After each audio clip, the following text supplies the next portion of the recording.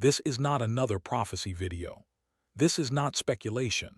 This is eyewitness testimony from someone who has seen the other side and knows the timeline. Daniel Hayes was clinically dead for over 20 minutes. He saw the future unfold before his eyes, and he is telling you now, what you are about to hear is the most important information you will receive before the events begin. Your preparation starts the moment you understand what is coming. Stay with him. Everything changes now. And this experience comes with specific dates so nothing happens to you unexpectedly. Before we begin, drop a comment below and tell us where you are watching from. What city, what country, what part of the world? We need to know how far this warning is reaching and how many hearts are ready to receive it. Stay with him. Everything changes now. I will begin reading this experience. My name is Daniel Hayes. I am 62 years old and I work as a school bus driver in Ohio. On 14th May, my heart stopped. One moment I was washing dishes after lunch, the next I was on the kitchen floor watching my wife scream into the phone. I felt no pain.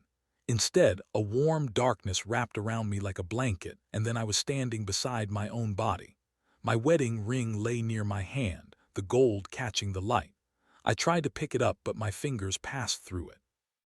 A tunnel appeared in the corner of the room, spinning slowly like water going down a drain. I felt no fear, only curiosity. As I stepped toward it, the walls of my kitchen faded away, replaced by a light so bright it should have hurt my eyes, but it did not. I walked forward, and with each step I felt lighter, as if years of pain and worry were falling off my shoulders like heavy coats. At the end of the tunnel stood a man wearing simple white robes. I knew him immediately, though I had never seen him before. It was Jesus. He did not speak at first. He simply looked at me with eyes that held every answer to every question I had ever asked. My whole life felt exposed, not in a shameful way, but like a book finally being read by someone who understood every word. Then he reached out and touched my shoulder. His hand felt warm and solid, more real than anything on earth. He told me I had to return, but first I needed to see what was coming. He explained that 4 trumpets would sound, and each one would bring a sign to the earth. These signs were warnings, he said, meant to wake people up before the final day. He wanted me to see them so I could tell others. I nodded, not because I fully understood, but because his presence made trust feel like the most natural thing in the world. Jesus lifted his hand and the air around us began to shimmer like heat rising from summer pavement.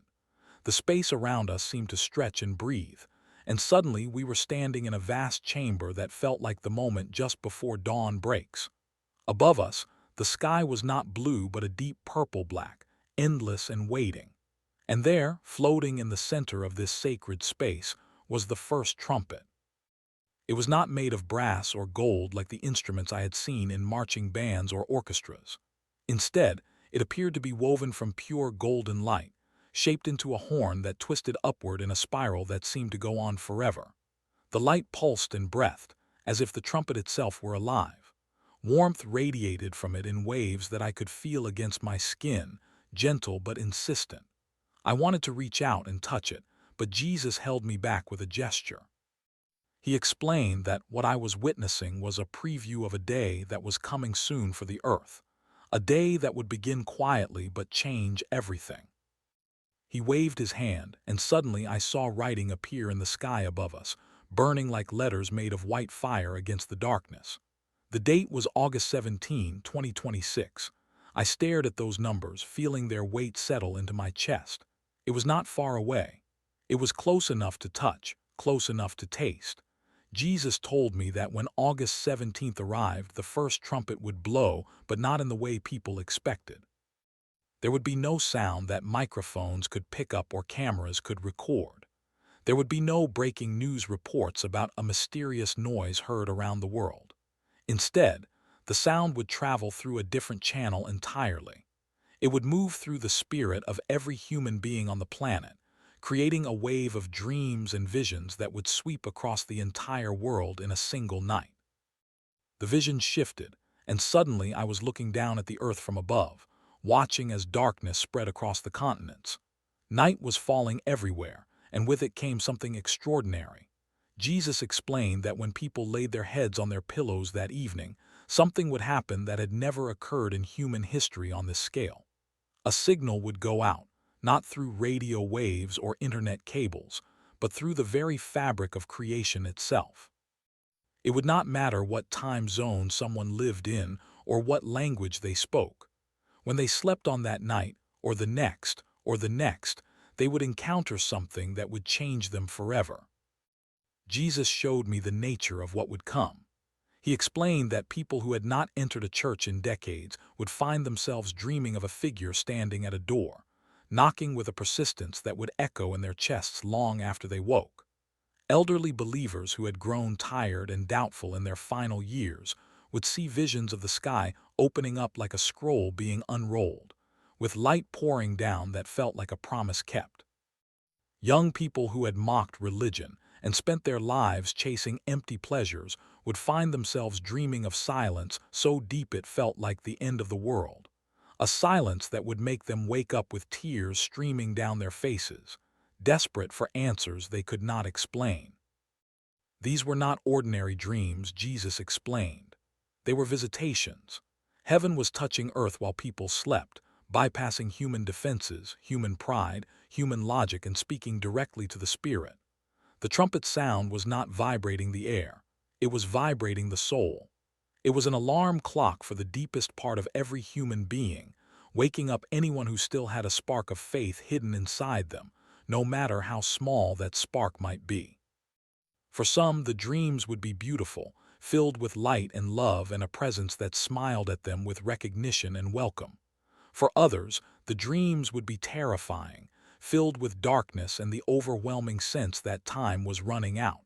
But every single dream would carry the same message: something is coming. Get ready. Jesus explained that the phenomenon would not be limited to any one group or place. It would sweep through cities and countryside alike, touching mansions and huts, palaces and prisons. People in hospitals would report seeing visions of healing light while they slept. Those in war zones would dream of weapons turning into tools of peace. Addicts would dream of being washed clean in rivers of light that felt more real than anything they had experienced while awake. Business leaders would dream of their wealth crumbling to dust, waking with an urgency to change their priorities. The dreams would cross every boundary of race, religion, culture, and age. They would happen to children who would wake up drawing pictures that shocked their parents. They would happen to skeptics who would find themselves on their knees without knowing why, begging forgiveness from a God they had spent their whole lives denying. The trumpet would sound differently in each heart, Jesus explained. To those who had been praying for years, it would sound like an answer finally arriving. To those who had been running from truth, it would sound like footsteps catching up. To those who had never thought about eternity, it would sound like a question they could not ignore. But everyone would hear it, whether they acknowledged it or not. The vibration would move through the collective consciousness of humanity like a wave, leaving no one untouched. Jesus showed me what would happen in the days following August 17th. Social media would be flooded with experience that followed similar patterns despite coming from people who had never met. Atheists would suddenly start asking questions about God, confused by the intensity of what they had experienced. Churches that had been empty for years would find strangers appearing at their doors, hungry for answers. Bible sales would skyrocket. Prayer groups would form in unexpected places: office break rooms, school cafeterias, park benches. Some would try to explain the phenomenon away as mass hysteria or a strange atmospheric event affecting sleep patterns. Scientists would scramble for answers and find none. Psychologists would write papers about collective unconscious experiences. But the people who had the dreams would know better. They would feel a certainty in their chests that could not be shaken by any expert or any explanation. They would know they had been visited by truth itself. The first trumpet, Jesus explained, was a gift of mercy. It was heaven's way of giving everyone a fair warning, a chance to prepare before the harder times came. It was the beginning of the final warning, the gentlest of the four, a whisper before the shout, a tap on the shoulder before the shaking. It was heaven creating awareness in the hearts of millions, preparing them for what was to come. He explained that many would listen to these dreams and change their lives. They would reconcile with estranged family members. They would quit jobs that required them to harm others. They would start giving away their possessions and helping their neighbors. They would seek God with a hunger they had never felt before. But he also showed me that many would harden their hearts. They would have the dreams and wake up shaking, but by lunchtime they would convince themselves it was just something they ate or stress from work. They would feel the tug on their hearts, but they would push it away, afraid of what their friends might say, afraid of looking foolish, afraid of losing control of their carefully planned lives. They would choose comfort over truth, and in doing so, they would miss the first of the 3 warnings. When the visions came, they did not stay hidden in the quiet of bedrooms and midnight thoughts. Like water finding cracks in stone, the experience began to flow outward, seeping into every corner of daily life. What started as whispered conversations between spouses in the early morning hours soon became something much larger, a wave of testimony that could not be contained by walls or distance. The change was visible first in the patterns of everyday life. Churches that had struggled to fill a dozen pews on Sunday mornings suddenly found their parking lots packed on Tuesday evenings and Thursday afternoons. People were hungry for answers, for community, for a place to speak about what had happened to them without fear of judgment. They came in work clothes still dusty from construction sites, in nursing scrubs smelling of antiseptic, in business suits carrying briefcases that suddenly felt heavy with unimportance. They filled the seats and spilled into the aisles, some standing against the walls because there was nowhere left to sit. The pastors looked out at faces they had never seen before, eyes wide with questions that theological training had not prepared them to answer. But the gatherings were not limited to sacred spaces. Coffee shops became temples of a different sort. Groups clustered around corner tables, leaning forward over cooling cups, speaking in hushed tones about images that refused to fade. Bookstores saw strangers strike up conversations in the self-help aisles, comparing notes about dreams that felt more real than waking life. Park benches held people who had never spoken before, suddenly finding words to describe the indescribable. The normal barriers between people, class, race, politics, social status, seemed to dissolve in the face of this shared mystery. A construction worker and a college professor might find themselves talking for hours, discovering they had seen variations of the same light, heard echoes of the same call. Social media became a river of testimony that flowed day and night. Videos appeared at all hours, posted by people who felt compelled to speak despite their usual reserve. Some spoke with shaking hands and tear-filled eyes, describing visitations that had left them changed. Others wrote long essays, trying to capture in words experiences that language struggled to contain. The post spread faster than any algorithm could explain, shared by friends of friends of friends, reaching corners of the world that usually remained isolated from such things. Comment sections filled with similar experience, creating threads of connection between people who had never met but suddenly felt like family. Yet for every voice that spoke, there were many that remained silent. Jesus showed me the weight of fear that pressed upon those who had seen but dared not say. They woke from their dreams with racing hearts and the certainty that something sacred had touched them. But by the time they showered and dressed, doubt had crept back in. They imagined the looks from coworkers, the raised eyebrows at the water cooler, the possibility of being passed over for promotions by bosses who might question their stability. They feared the laughter of friends who prided themselves on being rational and modern. They worried about family members who might stage interventions or suggest therapy. So they swallowed their experience, carrying them like secret treasures that burned in their chests. Wanting to speak, but finding their throats closed by the fear of looking foolish. But silence could not stop what was moving through the world. The experience spread anyway, passed from neighbor to neighbor over fences and through mail slots, carried in the glances between strangers who recognized something in each other's eyes. The buzz grew into a roar of anticipation that something big was coming, something that no one could fully name but everyone could feel. It hung in the air like the pressure before a storm, making ordinary moments feel charged with significance. Even those who had spent their lives rejecting anything spiritual found themselves unable to shake the images. They would be driving to work, listening to their usual podcasts, when suddenly the memory of a dream would surface unbidden, bringing tears to their eyes that they could not explain. They would wake at 3 in the morning with their hearts pounding, remembering a face they had seen in sleep that felt more real than any face in their waking life. Some tried to drown the memories in alcohol or distraction, in endless scrolling through screens or frantic activity. But the dreams would not be buried. They waited patiently, resurfacing in quiet moments, demanding attention. The reaction split the world into currents that ran deeper than anyone expected. Some found themselves weeping in grocery store parking lots, overcome by a sense of grace that made their old grievances feel small and petty.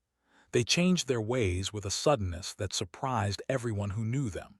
The angry neighbor became gentle. The selfish executive began giving away possessions. The estranged parent reached out to children they had not spoken to in years. Something had awakened in them, and they could not go back to sleep. But others reacted differently. They laughed louder than before, turning their ridicule into a shield against the uncertainty that the dreams represented. They gathered in groups to mock the testimonies, calling them mass hysteria or the result of bad food or atmospheric anomalies. They hardened their hearts with deliberate force, building walls of skepticism that grew thicker with each story they refused to believe. The dreams that could have been a bridge became for them a reason to dig deeper trenches of isolation. They told themselves they were being rational, being strong, being modern, while somewhere deep inside, a small voice wondered if they were only being afraid. Through it all, the experience continued to spread, creating a tapestry of testimony that wrapped around the world, impossible to ignore and increasingly difficult to dismiss. Jesus showed me October 2026, and the shift was immediate and jarring. The second trumpet manifested as news broadcasts that interrupted regular programming with urgent announcements. Government officials appeared on screens with serious faces, speaking words that had been crafted by lawyers and strategists over many months. They spoke of unity, of protecting vulnerable communities, of ensuring that all citizens felt safe and included in public spaces. The language was smooth and reasonable, designed to sound like common sense to those who were not paying close attention. But beneath the polished phrases moved something darker, a systematic dismantling of religious freedom that had been prepared while the population was still reeling from the dreams, still arguing about whether the visions meant anything at all. 3 policies emerged almost simultaneously, rolled out within weeks of each other with a coordination that suggested they had been waiting in drawers for the right moment. The first policy struck at the heart of religious communication. It required all churches, mosques, synagogues, and temples to register their sermons with government oversight boards for approval before they could be delivered. The justification offered was the prevention of hate speech, the protection of marginalized groups from harmful rhetoric. On the surface, it sounded reasonable to many ears, who could argue against preventing hatred, but the reality was a chilling of religious expression that spread quickly through the faith community. Pastors who had spent decades speaking freely about their beliefs now found themselves submitting transcripts for review, waiting for approval that might come with conditions attached. Messages about traditional morality, about the nature of sin and redemption, about the exclusivity of salvation through Christ, were flagged as potentially divisive or harmful.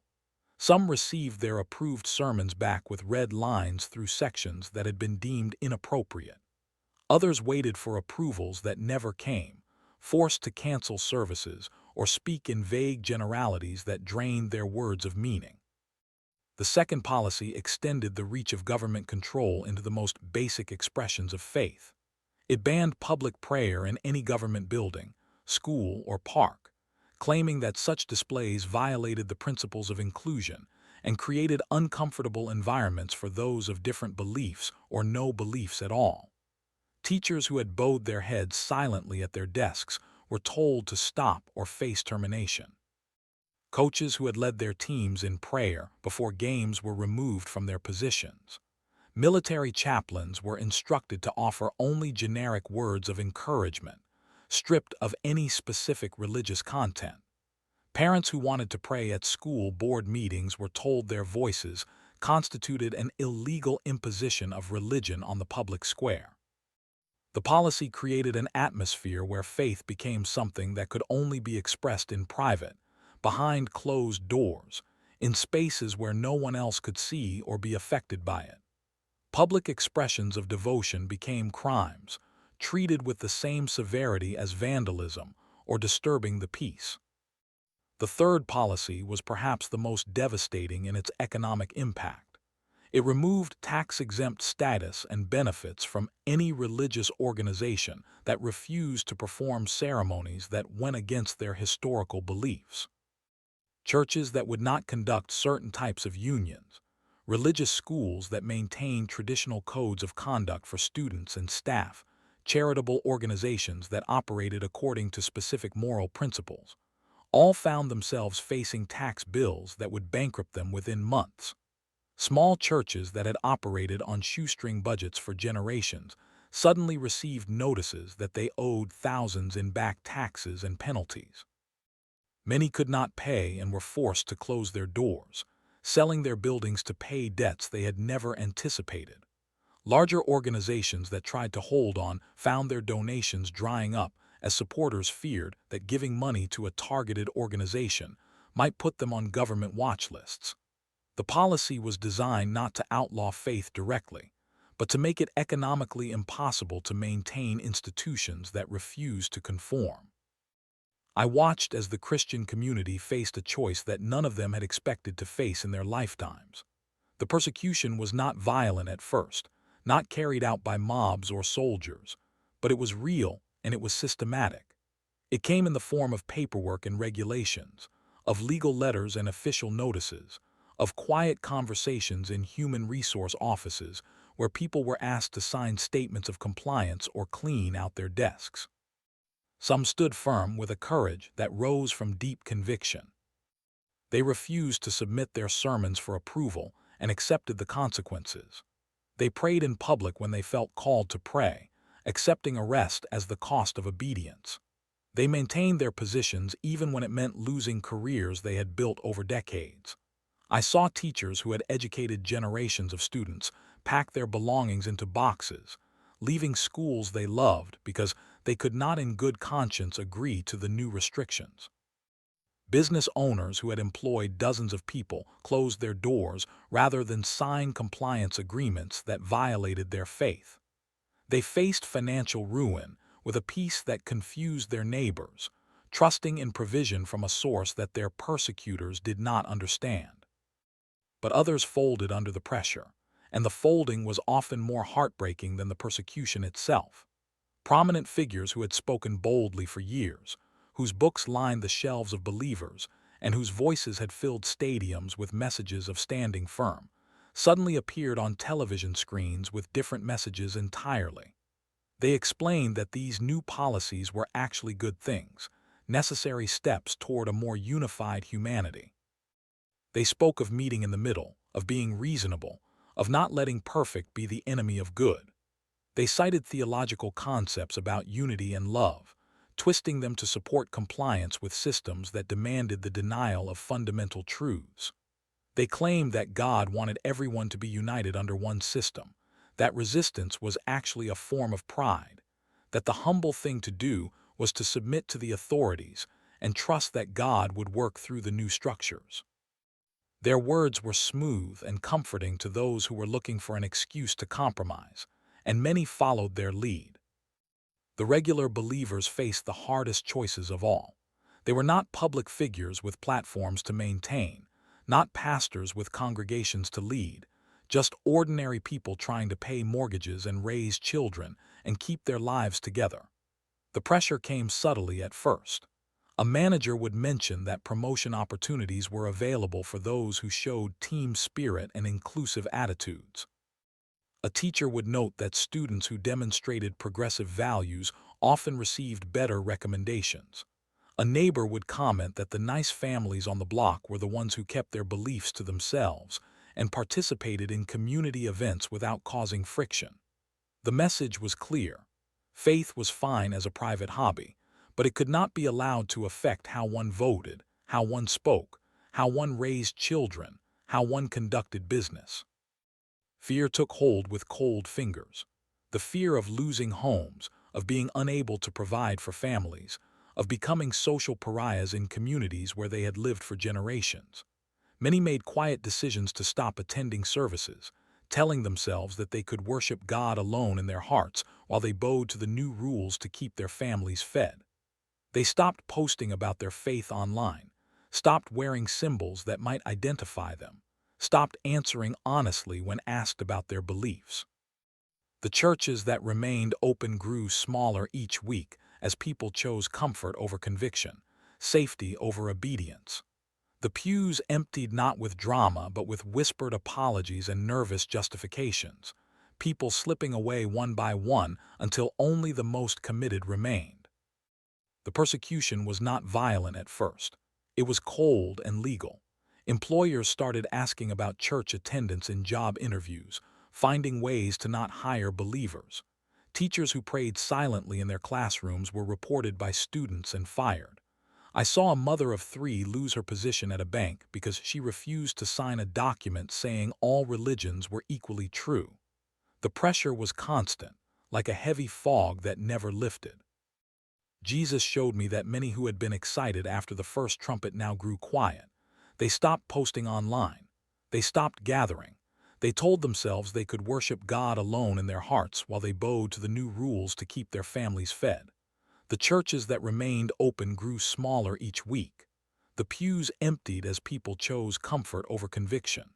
It was a silent falling away, a backsliding that happened not with shouting but with whispered excuses and nervous justifications. The third trumpet did not arrive with the drama of the second. There were no news broadcasts, no government announcements, no official policies to resist or obey. It slipped in quietly, almost invisibly, as soon as the pressure of the second trumpet lifted. Where the second trumpet had brought persecution from without, the third trumpet brought a sickness from within, a disease that attacked the very heart of what remained of the faithful community. It was not a virus of the body, something that could be diagnosed by doctors or treated with medicine. It was a disease of the spirit, a creeping coldness that spread through the churches that had survived the purge, turning their vitality into ash while they still stood and sang and claimed to believe. The symptoms appeared gradually, so slowly that many did not notice the change until it was nearly complete. People still attended services, still filled the pews on Sunday mornings, still raised their hands during worship and said the prayers and read the scriptures. But their eyes were empty. There was a hollowness behind their gazes, a sense that they were looking through the walls of the sanctuary rather than toward the presence they claimed to be worshiping. They sang the songs because that was what one did at that point in the service, but the words passed through their lips without touching their hearts. The melodies were correct, the harmonies pleasant, but the singing was mechanical, a performance of faith rather than an expression of it. When they opened their Bibles, the words sat on the page like dead insects, dry and lifeless, making sounds in their minds that no longer connected to meaning or power. Jesus showed me that this was the most dangerous phase of all, because it was the hardest to recognize and the easiest to deny. Outwardly, everything looked normal. The buildings were still full, the program still ran, the offering plates still passed from hand to hand. But inwardly, the life had begun to drain away, leaking out like air from a balloon that maintains its shape even as it grows soft and collapsible. 4 specific poisons crept into the house of God during this time, 4 acts that the Bible had forbidden but that now entered through the front doors and were welcomed with open arms. The first was a corruption of the message itself, a shifting of focus that happened so gradually it seemed like growth rather than decay. Preachers who had once spoken with fire about repentance, about the holiness of God, about the narrow path that leads to life, suddenly discovered new topics that consumed their attention. They stopped talking about sin because it made people uncomfortable, stopped mentioning hell because it seemed judgmental, stopped calling for transformation because it sounded too demanding. In place of these uncomfortable truths, they began to speak only of success and money, of personal fulfillment and positive thinking, of unlocking one's potential and achieving dreams. The gospel became a self-help program dressed in religious language, a method for getting what you wanted from life rather than surrendering your life to something greater. They preached about God wanting you to be happy, to be rich, to be successful, never mentioning that God might want you to be holy, to be sacrificial, to be different from the world around you. The congregations listened with ears that itched for such messages, relieved that they no longer had to feel guilty about their compromises, their apathy, their love of comfort. The second poison was a perversion of grace itself, a twisting of mercy into license.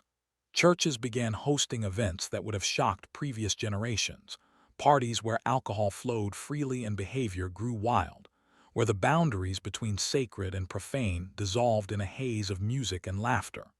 They claimed that grace covered everything, that because they were forgiven they could do as they pleased, that the old rules no longer applied to those who were saved. The reasoning was seductive.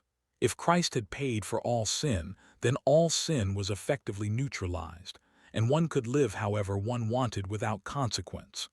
So they danced in ways that stirred lust, drank to excess without moderation, spoke words that were crude and cutting, and laughed it all off as freedom.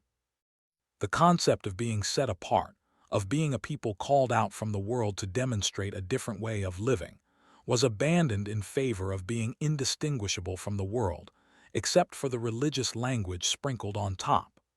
The church became a place where you could sin without shame, where conviction was treated as a disease to be cured rather than a gift to be heeded. The third poison was the collapse of accountability among those who led. Leaders who had once lived with integrity, who had been examples of faithfulness and restraint, began living openly in ways the Bible clearly forbade. Affairs became common, excused as emotional needs or midlife explorations. Money that had been entrusted for ministry was diverted for personal comfort and luxury, with elaborate justifications about deserving compensation for hard work. Lies were told without blushing, manipulation practiced without conscience, power hoarded without servant hearts, and no one corrected them. The congregations watched these displays of corruption with eyes that had grown too dull to see evil clearly, or with hearts that had grown too afraid to speak truth to power. When someone did raise a concern, they were labeled as divisive, as judgmental, as lacking grace. The leaders surrounded themselves with yes-men who affirmed their choices and attacked anyone who questioned them. The standard of righteousness that had once defined the community was replaced by a standard of success, measured in numbers and dollars and influence rather than in character and obedience. The fourth poison was the transformation of the church from a family into a social club, from a body into a marketplace. The people began treating their gatherings as opportunities for networking and social climbing rather than for worship and mutual edification. Gossip replaced prayer as the primary activity of fellowship hours, with conversations centered on who was doing well and who was failing, who had money and who had lost it, who was connected to important people and who was not. The community divided into cliques based on wealth and status, with the wealthy sitting in preferred seats and receiving special attention while the poor were shuffled to the margins and forgotten. The love that had once marked the believers as followers of Christ, the love that saw no difference between slave and free, rich and poor, educated and simple, was replaced by a cold calculation of social advantage. People attended not because they were hungry for God, but because it was good for business, because it looked respectable, because it provided opportunities to meet the right people and advance their careers. The passion for God leaked out slowly, almost imperceptibly at first. Prayer meetings that had once been the heartbeat of the community stopped happening because no one came. When they were scheduled, the room would be empty, or nearly so, with a handful of elderly saints kneeling in spaces designed for hundreds. Bible studies that had once been times of deep digging into Scripture became dinner parties, where the food was plentiful but the Bible remained unopened, where a verse might be mentioned in passing before the conversation turned to sports or politics or television shows. The hunger for God's Word, the thirst for His presence, the desperation to hear His voice, all of it faded like morning mist under a hot sun. Even those who had survived the persecution of the second trumpet, who had stood firm when jobs were threatened and freedoms were restricted, now found themselves drifting away. But this time it was not because they were forced. There were no laws demanding their absence, no policies preventing their attendance. They simply stopped caring. The fire that had burned in their hearts during the time of pressure went out when the pressure was removed, revealing that it had been fueled by opposition rather than by genuine love for God. They had been faithful when faithfulness was heroic, but they could not maintain it when it became mundane. The routine of worship felt pointless when there was no enemy to resist, no drama to engage their sense of purpose. They discovered that they had loved the fight more than they loved the one they were fighting for. The drifting happened in slow motion, a gradual cooling that left the community lukewarm, neither hot nor cold. People found other things to do on Sunday mornings, sleeping in or going to brunch or attending their children's sports events. They told themselves they were still believers, still Christians in their hearts, but their hearts were no longer engaged with the things of God. They might pray before meals, might mention their faith if asked directly, might feel a twinge of nostalgia when they passed a church building, but the passion was gone. The relationship had died from neglect, from lack of attention, from the slow accumulation of small compromises that had seemed harmless at the time, but had carved out the center of their devotion. Jesus showed me that this was the most effective attack of all, because it destroyed from within what could not be destroyed from without. The persecution had actually strengthened some, had purified the community by forcing people to decide what they truly believed. But the lukewarmness killed without resistance, because it felt like peace, like comfort, like the absence of struggle. It was a death that felt like rest, a separation from God that felt like freedom. And by the time the fourth trumpet sounded, the church that remained was barely recognizable as a community of faith, having become instead a gathering of people who went through motions they no longer believed, singing songs they did not feel, reading words that had become noise to ears that had grown deaf to the voice they claimed to follow. Then came the fourth trumpet, and everything changed forever. Unlike the first three, which had operated in realms that could be questioned or explained away, in dreams, in policies, in spiritual decline, this one announced itself with undeniable physical reality. There was no metaphor to hide behind, no interpretation to debate. The fourth trumpet was visible, audible, and terrifying in ways that made the previous warnings seem like gentle suggestions. It began without warning on a day that had started like any other. People were eating breakfast, driving to work, sleeping in their beds, arguing with their spouses, checking their phones, living their lives with the assumption that tomorrow would follow today in the usual pattern. Then the sky began to change. It did not darken gradually like a storm approaching. Jesus appeared in the clouds, but not as the gentle figure of the visions and dreams. This was not the soft presence that had knocked at the doors of hearts or waited patiently for response. This was power and glory made manifest, authority that could not be denied or ignored. His appearance made the mountains shake, literally, with avalanches cascading down slopes that had stood firm for centuries. Buildings swayed in cities far from the epicenter of the event. The ground itself seemed to hold its breath, waiting for his word. The trumpet sound that accompanied his appearance was not like the silent vibration of the first, or the broadcast announcements of the second, or the creeping silence of the third. This was a blast that woke people from sleep in every time zone, that stopped cars on highways as drivers froze in awe and terror, that set off alarms in buildings and vehicles and military installations worldwide. It was the sound of ending and beginning intertwined, the noise of a door closing forever and another opening into eternity. Then the taking began. It happened simultaneously across the globe in every place where human beings existed. In restaurants, people were mid-conversation, forks raised to mouths, when suddenly the person across the table simply vanished.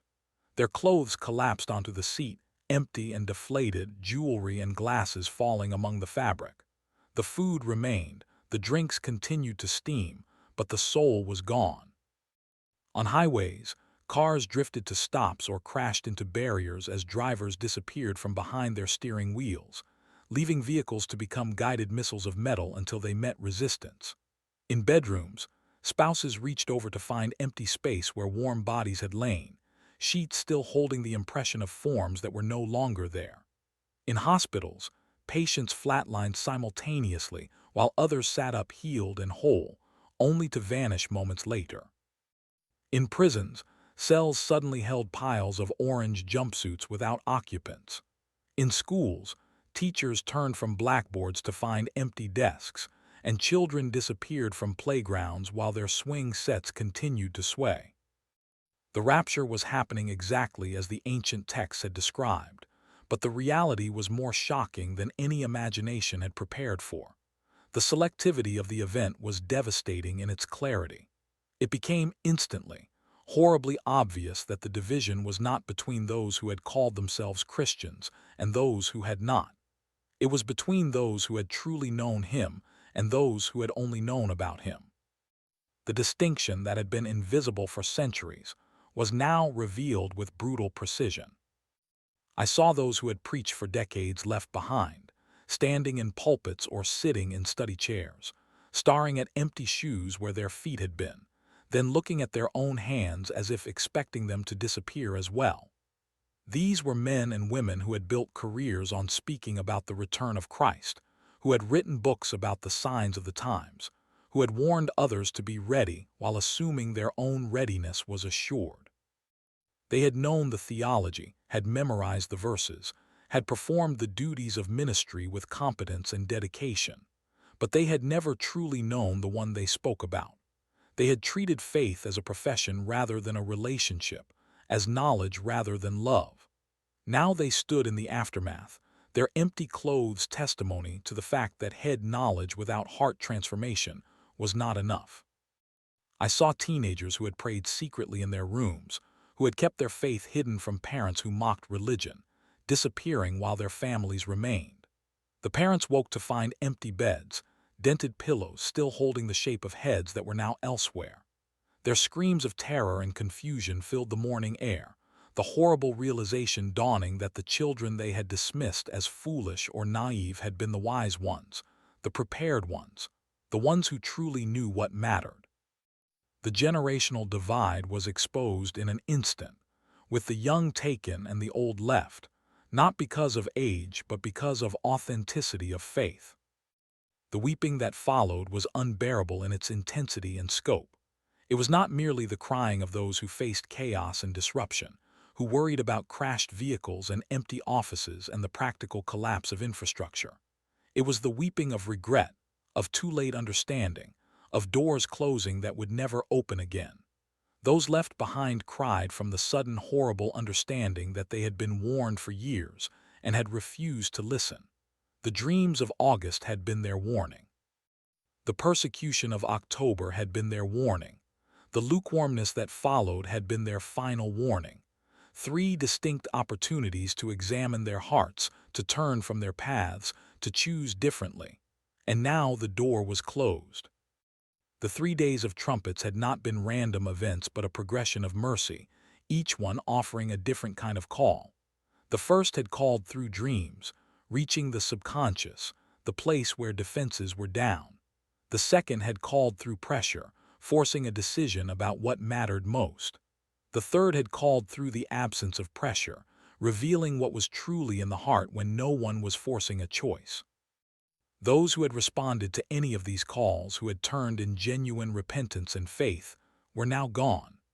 Those who had hardened their hearts against all three, who had dismissed the dreams, compromised under pressure, and grown cold when comfort returned, now faced the reality of their choices. The sky remained torn, the light continuing to pour through, as if heaven itself were holding open the window to show what was now forever out of reach. The clothes piled in restaurants, on highways, in homes, became monuments to opportunity lost, to grace refused, to love spurned. The empty shoes of preachers who had led others astray, while missing their own way, stood as the most tragic testimony of all, that it was possible to be close to the truth while remaining far from it, to speak of salvation while never receiving it. The fourth trumpet had sounded, and the separation was complete. The age of warning was over, and the age of consequence had begun. After the vanishings, the world that remained was broken beyond recognition. It was not merely damaged or disrupted. It was shattered at its foundations, like a mirror dropped from a great height that could never be pieced back together. Governments found themselves without leaders, empty offices and abandoned chambers, testimony to how many had been taken. The chain of command had been severed in countless places simultaneously, leaving bureaucracies paralyzed and nations without direction. Military forces lost commanding officers, police departments lost chiefs, courts lost judges. And the machinery of civilization ground to a halt, not from external attack, but from internal emptiness. Families were torn apart with a violence that left no visible wounds but gashed hearts nonetheless. Parents searched for children who had disappeared from beds and breakfast tables, finding only empty clothes and haunting silence. Spouses reached for partners who were simply gone, leaving wedding rings on nightstands and coffee cups still warm.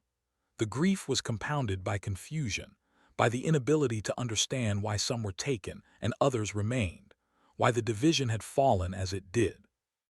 Neighbors who had lived side by side for decades now looked at each other with suspicion and fear, wondering what secret sins had marked those who disappeared and what hidden unworthiness had marked those who stayed. Into this chaos, when despair had reached its peak and hope had become a memory, stepped a man with a calm voice and a perfect smile. He emerged seemingly from nowhere, though later many would realize he had been preparing for years in the shadows, waiting for the moment when the world would be desperate enough to accept any solution. His voice was soothing, measured, the kind of tone that lowered heart rates and eased breathing. He spoke not in the harsh accents of demagogues or the complex jargon of politicians, but in simple words that everyone could understand. His smile reached his eyes with what appeared to be genuine warmth, creating an instant sense of trust and comfort in those who saw him. He spoke of unity, of rebuilding what had been lost, of ending the religious divisions that he claimed had caused so much trouble throughout history. He pointed to the disappearances as proof that old beliefs had been dangerous, that the intolerance of traditional faith had somehow triggered this catastrophe. He promised that under his guidance, humanity would finally come together as one family, one system, one unified world without the squabbles of doctrine and denomination that had plagued civilization for millennia. He offered food for the hungry, pointing to warehouses that would be opened and distribution systems that would be established.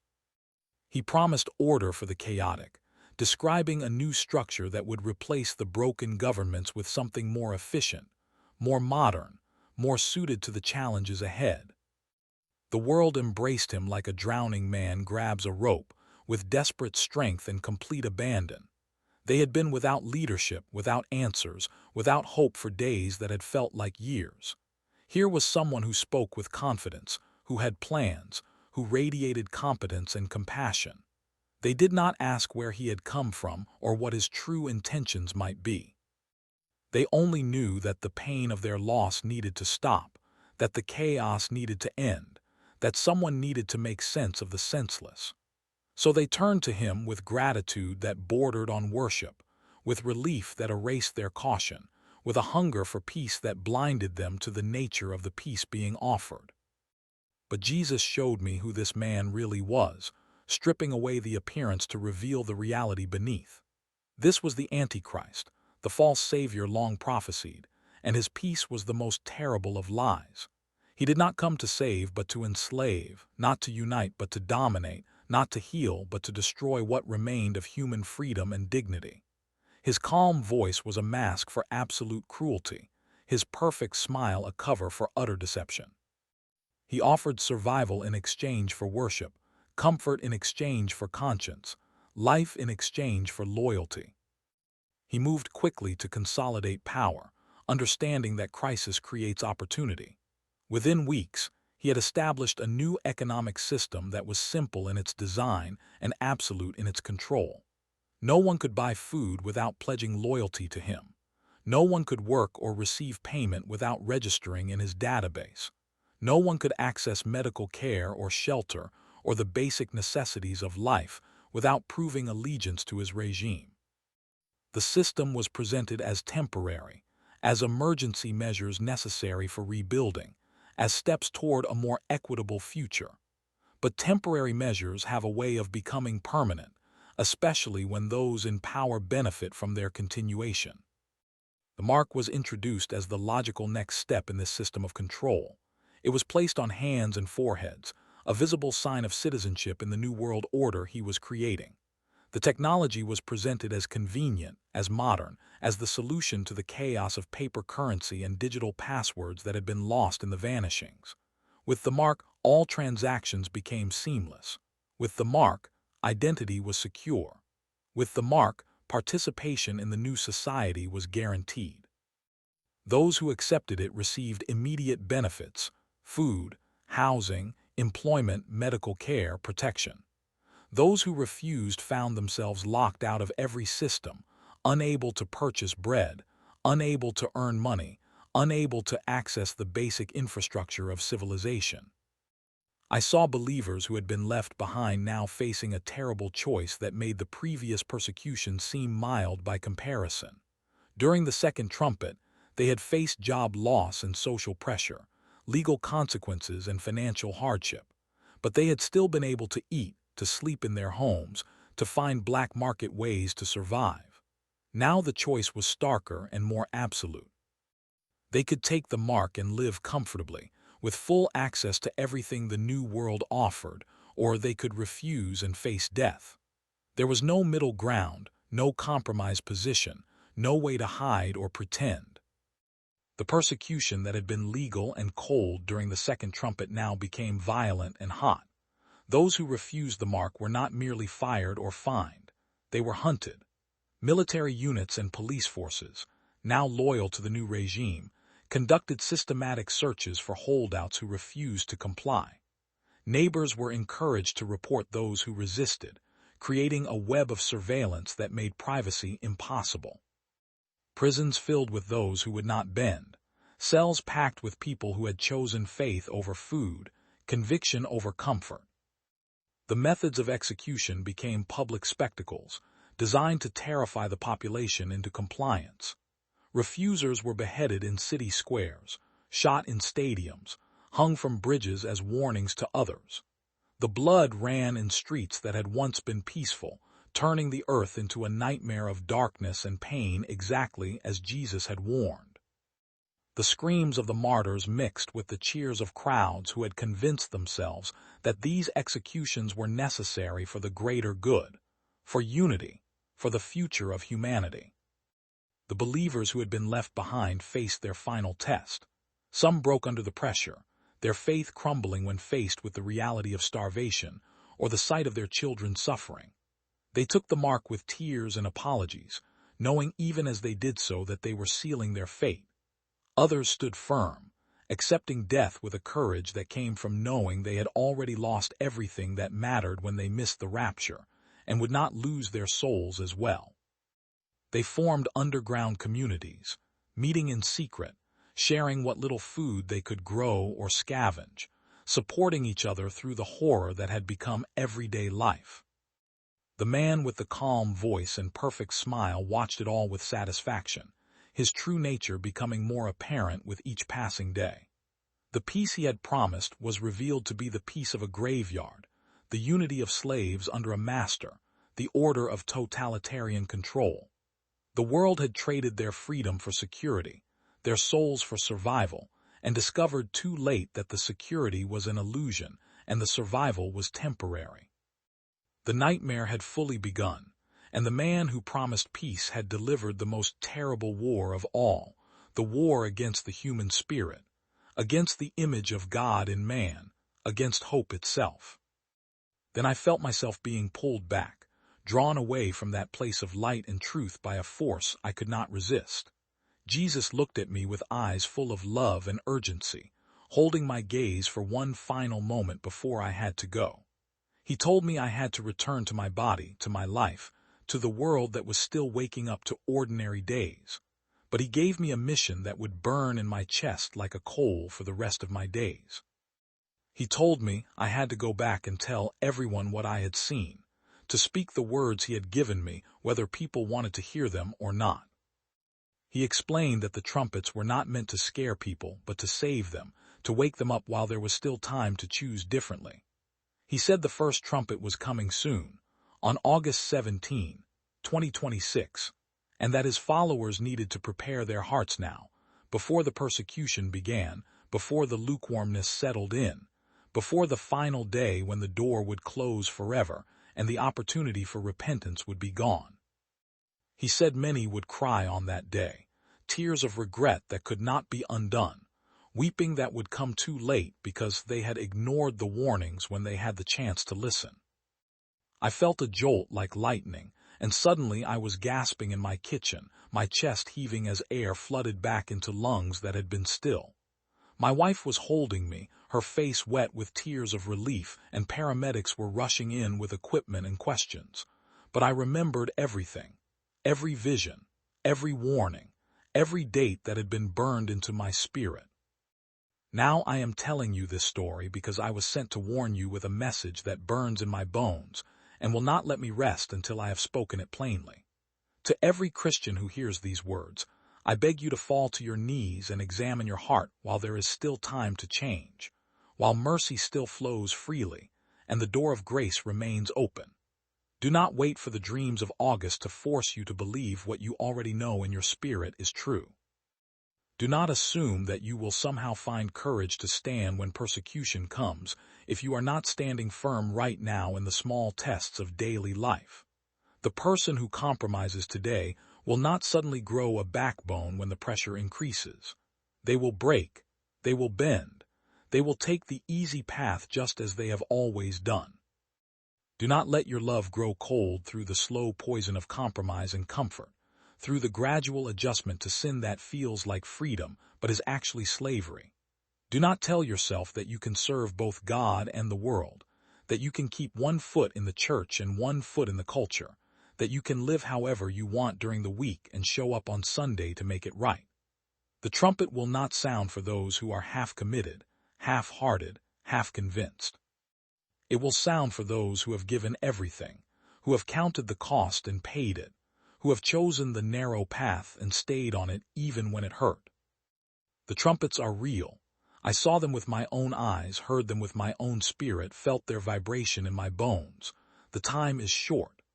August 17, 2026 is closer than you think, and after that date there will be no more time for preparation, no more chances to get ready, no more opportunities to choose.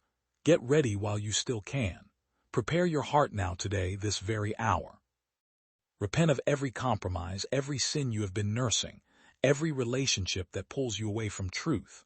Forgive those who have wronged you, reconcile with those you have hurt, clear your conscience before God and man. Read the word until it burns in you, pray until you feel the presence of heaven, worship until your heart breaks open with love for the one who is coming. Do not wait for the dreams to wake you up. Wake yourself up now, before the first trumpet sounds and the chance is gone forever.